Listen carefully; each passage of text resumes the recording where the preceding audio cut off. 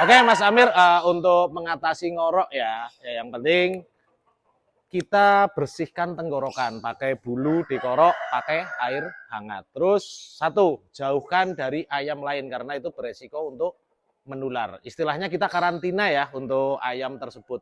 Biarkan dia beristirahat.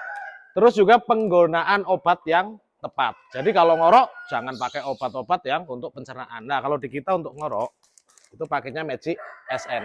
Pemakaiannya pun termasuk ekonomis ya. Dengan harga segini, kualitas bagus, pemberian cuma 2 kapsul per harinya. Mungkin itu ya, semoga ayam jenengan bisa cepat sembuh dan sehat kembali.